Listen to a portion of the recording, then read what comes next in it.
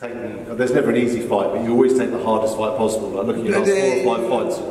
Yeah, you're right, man. Like, I mean, sometimes I could be a little bit, like, I don't know, that's just like, I don't know, I kind of want to go through the best of my opponent to then come out on top. Like, I got to be a bit more, I got to develop a little bit more of like smartness in my fights. Like, I kind of like go where they're best at, and then I still want to beat them, you know? Like, it's more of an ego thing, but it's not smart in fighting, you know? But, yeah, I mean, I'm winning, so it's okay. I mean, I'm back on the win column right now, yeah, so. But definitely, that's something I got to work on. I agree with you on that. Congratulations, man. Marvin, obviously on your road to another title shot, do you feel that you'd have to rectify that performance against Robert Whittaker on the way to getting the title shot? Do you think that's within your sights of rematch? Listen, I would like to say yes, but I believe I still need a few more fights, and I don't mind about it. I don't mind that, you know, like. Of course, man, the way I am, like, I want to rush to the title, and for sure, like, Pereira would be a great fight for me. With that being said, you know, like, well, see, listen, I'm right there. I'm right there. Like, I always say, like, top 5. When you're in top 5, doesn't mean, like, it doesn't matter, like, if you're, like, number 1, number 2, number 3. Like, you're in the top 5. If the occasion arise and you got some momentum behind you, like, you can catch that occasion and maybe, you know, win the fight. Like, you know, there's a lot of examples of that, and so we'll see. You know, we'll see how this fight between Pereira and Adesanya will play out. Obviously, Whittaker is there, and but I'm there. You know, and the moment you send me that contract and I sign it, you can count on me on showing up. You can count on me 100%. There's never been a time where I backed off of a fight. So, you know, like, I'm right there. That's what I can say. Obviously, Pereira is a completely different stylistic matchup in terms of what you went up against Adesanya. Obviously, like you said, you've got a few fights before that title fight would come. But eyeing up Pereira, how does that match up for you in terms of what you went up against Adesanya? I didn't really get the question, brother.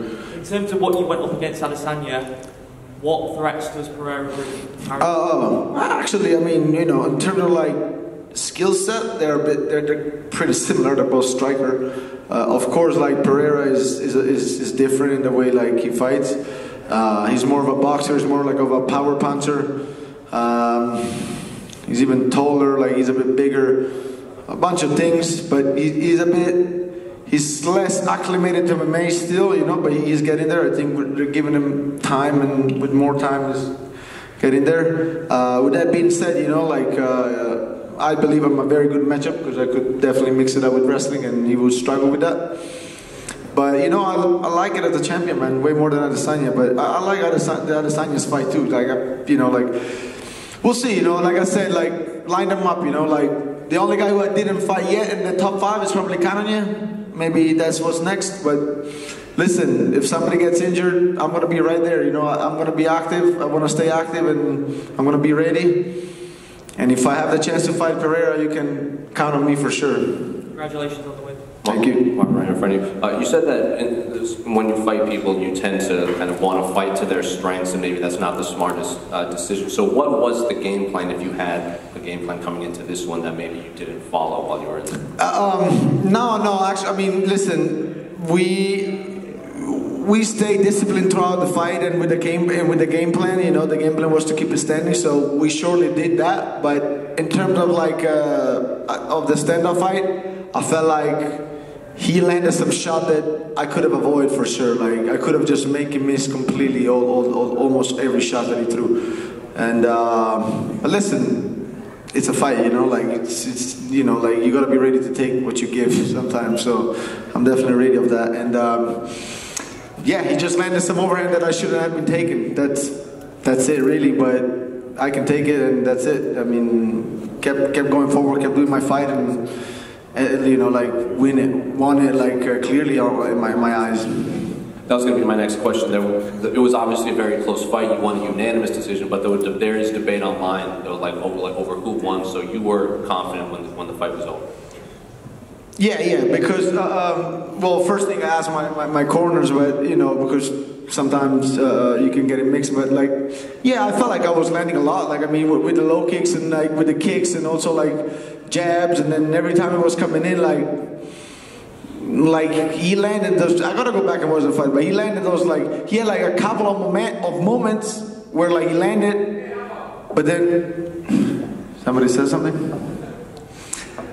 But then throughout the fight, I felt like I landed way more. You know, like every time there was an exchange, I was initiating, and most of the time landing the low kicks and landing my shots. And yeah, I mean, I felt like I did way more than enough. Marvin, just to your right over here. Yep. Hi. With your division, I know Alex Pereira is the champion, but a lot of people I've heard probably say that the best middleweight would probably be either Adesanya or Robert Whittaker. You've been in the octagon with them both. In your opinion, who's the better fighter out of those two? I think Whittaker, man. Like, I mean, like, a way to put it is like, if you line up like 10 very good fighters and you put both of them against these 10 very good fighters, I think like Whittaker would beat most of them. But with the way they match up, Whittaker struggles with Adesanya a little bit. That's the kind of the way I would kind of put it. But yeah, I feel like Whittaker is actually better than Adesanya. But again, sometimes like matchups makes fights, you know. So I mean, they're both great fighters, man. At the end of the day, but I think Whittaker is more complete, and the style that he brings it's even more solid, I'd say, than Adesanya. And I know, obviously, you used to live in London, you used to train at Shoot Fighters, I think? Absolutely, yeah. How has it been coming back to London and just enjoying the London experience the past week or so? No, it was nice. I mean, listen, I'm probably going to stay one more day tomorrow to just walk around a little bit, because, to be honest, these few days, I didn't even have the time to even look around London. But, yeah, man, I mean, just looks good, you know, after almost 10 years, like, coming back to London, catching up with some of my old teammates. Actually, shout out to Michael Shipman. He came and helped me in the hotel to train, and yeah, man. I mean, it feels good, you know. Like London is kind of my second home. Like I used to hate to live in London because I was broke, like pretty bad, you know, back in the days.